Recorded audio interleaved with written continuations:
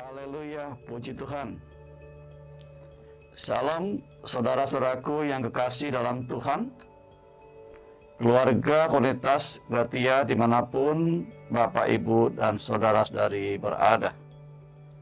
Salam sejahtera dalam Tuhan, dan kiranya kasih karunia Tuhan Yesus Kristus menyertai kita semuanya. Puji Tuhan. Selamat berjumpa kembali dalam program Biji Sesawi GBD Gratia. Suatu program yang akan memberkati kita supaya kita semakin bertumbuh, semakin berbuah dalam Tuhan. Mari kita berdoa.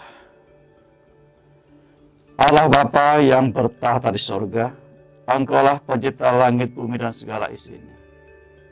Kami bersyukur kepada Bapa atas kasih-Mu, atas rahmat-Mu yang Engkau anugerahkan dalam kehidupan kami. Hingga saat ini kami dalam kondisi sehat, tidak kurang satupun juga. Kami sangat mengucap syukur. Dan kami terus rindu bertumbuh dalam iman, pengharapan, dan kasih. Mari Engkau berkati kami ya Bapa. Kami siap mendengarkan nasihat firman-Mu. Berfirmanlah buat kami.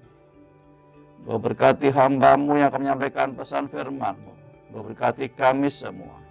Dan biarlah kami menjadi pelaku-pelaku firman sehingga kami bertumbuh dan berbuah dalam Tuhan. Dalam nama Tuhan Yesus kami doa mengucap syukur. Amin.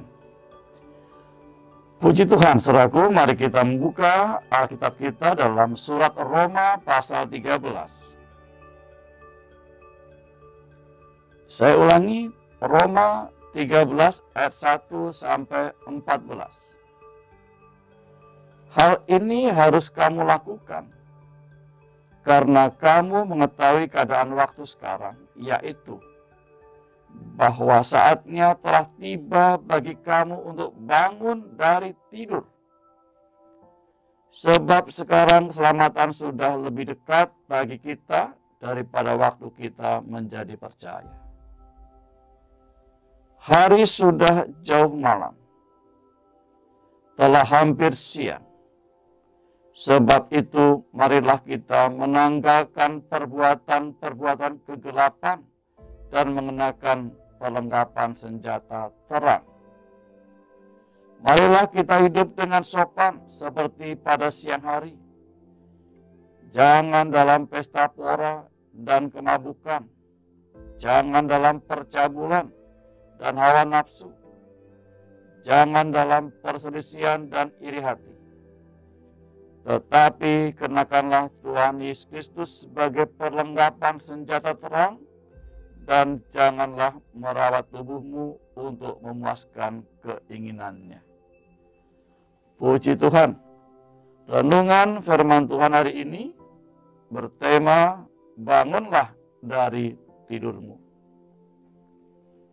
Diulang, bangunlah dari tidurmu. Dalam ayat di atas, Rasul Paulus berkata kepada jemaat, ini saatnya kamu bangun dari tidur. Rasul Paulus memperingatkan bahwa saat ini adalah saat kritis dan mendesak karena Sang Mesias sudah akan tiba. Ini bukan lagi waktunya bagi kita umat percaya untuk terlena dan tidur nyenyak, yakni hidup terpusat akan jasmani. Namun seperti kebanyakan orang, kita umat percaya menyangkali bahwa diri kita tertidur secara rohani. Tertidur yang dimaksudkan oleh Rasul Paulus adalah tertidur secara rohani, bukan semata-mata secara jasmani. Hal ini dijelaskan dalam ayat selanjutnya. Marilah kita hidup dengan sopan. Seperti pada siang hari, jangan dalam pesta pora dan kemabukan. Jangan dalam percabulan dan hawa nafsu. Jangan dalam perselisihan dan iri hati. tetapi kenakanlah Tuhan Yesus Kristus sebagai perlengkapan senjata terang, dan janganlah merawat tubuhmu untuk memuaskan keinginannya. Saudara-saudaraku, pengertian tertidur secara rohani adalah saat hidup kita dikuasai keinginan kedagingan. Sebaliknya, marilah kita terbangun, terjaga, yakni hidup dalam tuntunan Roh Kudus. Saat kita terjaga, saat kita terbangun, kita harus menjadi seperti seorang prajurit yang siap dengan segala perlengkapannya. Mulai dari baju sirah, ketopong, hingga senjata. Sehingga saat serangan musuh datang, kita bisa melawan. Saudara-saudaraku, kita bersyukur mendapatkan kasih karunia Tuhan, sehingga kita boleh menerima keselamatan. Lalu bagaimana sikap kita yang seharusnya? Berdasar dari firman Tuhan yang sudah kita baca, kita harus bangun dari tidur rohani. Kita harus bangun dari tidur rohani. Karena hari sudah jauh malam. Waktunya sudah sangat dekat. Dikatakan dalam surat Roma tadi, pasal 13 ayat 12, hari sudah jauh malam, telah hampir siang. Sebab itu marilah kita menanggalkan perbuatan-perbuatan kegelapan dan mengenakan perlengkapan senjata terang. Menyadari bahwa hari sudah jauh malam, waktunya sudah sangat dekat, dan kita harus berjaga-jaga. Jangan terlena. Jangan kita berkata, ini aman-aman saja. Firman Tuhan menegaskan, waktunya sudah sangat dekat. Dan yang berikutnya, kita tidak tahu kapan waktunya. Sudah dekat, tetapi waktunya kita tidak tahu. Kita harus berjaga-jaga. Seperti dikisahkan dalam Injil Matius pasal 25. Injil Matius pasal 25 ayat 1 dan seterusnya. Tentang menyongsong mempelai pria. Ada 5 gadis, 5 dara yang bijaksana.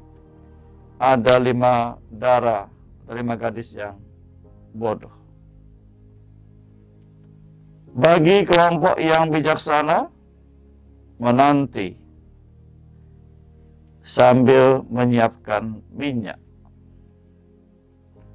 Bagi kelompok gadis yang masa bodoh, gadis yang bodoh, menanti tetapi tidak menyiapkan minyak.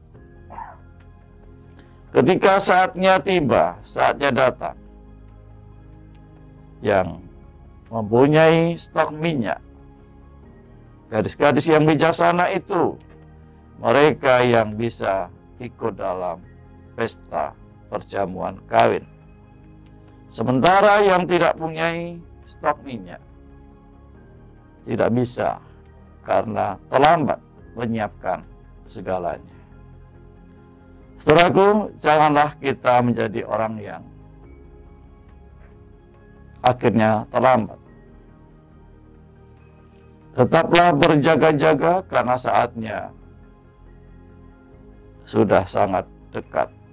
Tetapi kita nggak tahu kapan saatnya. Tetaplah berjaga-jaga. Bangunlah dari tidur rohanimu. Yang berikutnya ada pelajaran yang kita harus yang harus kita pahami, ya, kita harus memelihara kasih karunia Tuhan Yesus. Kita harus mensyukuri kasih karunia Tuhan Yesus Kristus. Alkitab mencatat demikian, aku berkata kepadamu, ia akan segera membenarkan mereka, akan tetapi jika Anak Manusia itu datang, adakah ia mendapati iman di bumi? Ini suatu peringatan yang sangat keras bagi kita sekalian. Ketika Tuhan Yesus datang ke dunia ini untuk kedua kalinya, apakah kita masih punya iman kepadanya? Mari saudaraku, kita mengikuti contoh dari Rasul Paulus. Bagaimana Rasul Paulus punya ungkapan hati.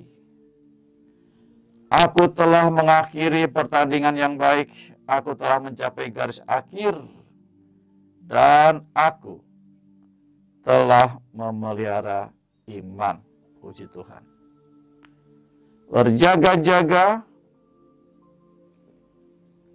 dan tetap memelihara iman. Marilah terus kita memelihara iman, menjaga kasih karunia dari Tuhan Yesus Kristus. Kita bersyukur mendapatkan kasih karunia Tuhan, dan sehingga kita beroleh keselamatan. Dalam ungkapannya kepada jemaat di Filipi, Rasul Paulus berkata demikian, hai saudara-saudaraku yang kekasih, kamu senantiasa taat, karena itu tetaplah kerjakan keselamatanmu dengan takut dan gentar. Saya ulangi, ini penting banget. Karena itu tetaplah kerjakan keselamatanmu dengan takut dan gentar. Bukan saja seperti waktu aku masih hadir, tetapi terlebih pula sekarang waktu aku tidak hadir. Yang berikutnya, saudaraku,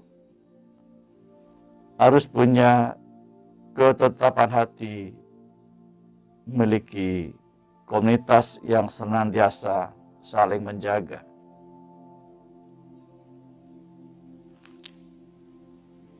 Saya berdoa, kita semua berdoa, agar semua saudara yang mendengarkan firman Tuhan ini, kita menjadi pribadi-pribadi yang peduli kepada sekitar kita, untuk saling menasihati, saling membangun, saling mengayomi. Karena memang saat ini dunia ini tidak baik-baik saja. Kuasa kegelapan begitu rupa berjuang untuk menggugurkan iman Kristen, menggugurkan iman setiap anak-anak Tuhan. Untuk itu, biarlah melalui komunitas yang baik ini, kita terus saling menasihati, saling mengayomi, saling melindungi, agar jangan sampai kita gugur dalam iman. Melainkan sebaliknya, tetap teguh. Dikatakan tadi, kita tetap kuat mengerjakan keselamatan. Semangat dalam iman.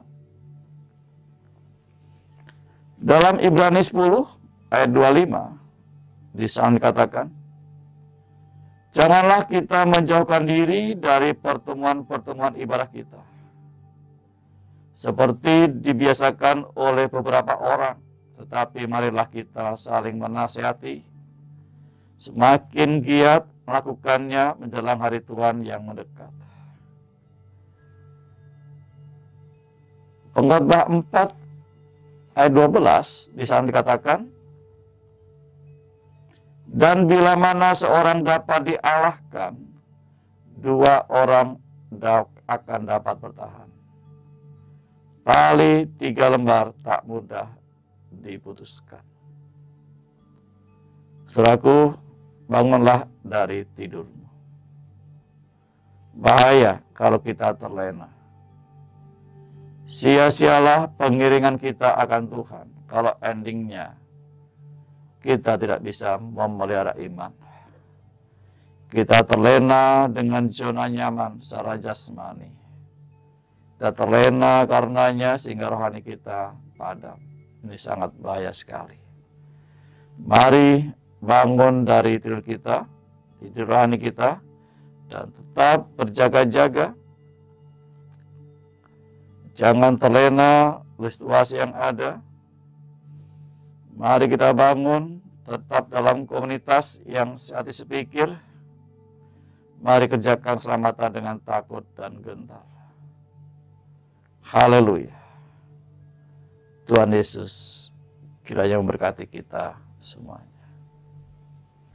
Semoga Allah damai sejahtera menguduskan kita semuanya. Dan semoga roh, jiwa, dan tubuh kita terpelihara sempurna dengan tak bercacat pada tangan Tuhan Yesus Kristus yang kedua kali. Haleluya, Tuhan berkati, mari kita berdoa. Kami bersyukur kepada Bapa, terima kasih buat nasihat-Mu. Engkau sangat mengasihi kami, sehingga Engkau menegur kami. Engkau mengharapkan kami untuk kami terus bangkit, bangun dari tidur kami. Jangan sampai kami terlena oleh zona nyaman duniawi kami. Melainkan kami terus bangun, memelihara rohani kami. Diberkatilah yang menyampaikan firman Tuhan, diberkatilah yang mendengarkan firman Tuhan, dan berbahagialah setiap kita yang mendengarkan dan menjadi pelaku firman Tuhan. Haleluya. Saudara-saudara yang kasih, umat pilihan Tuhan, tengadahkan tanganmu, arahkan hatimu kepada Tuhan. Apabila engkau mendengarkan suara Tuhan Allahmu dengan berpegang pada perintah dan ketetapannya, maka Tuhan akan memberkati engkau dan melindungi engkau. Tuhan menyinari engkau dengan wajahnya dan beri engkau kasih karunia. Tuhan menghadapkan wajahnya kepadamu dan beri engkau damai sejahtera. Tiang awan dan tiang api kemuliaan Tuhan akan menaungimu, serta pengenalan akan Tuhan jadi bagianmu, karena Dia berjanji akan menyertaimu. Dan kiranya berkat anugerah dari Bapa Surgawi, cinta kasih karunia dari Tuhan Yesus Kristus dalam persekutuan dan penghiburan Roh Kudus menyertai kita semuanya, sekarang ini dan sampai selama-lamanya. Dalam berkat nama Tuhan Yesus Kristus. Amin.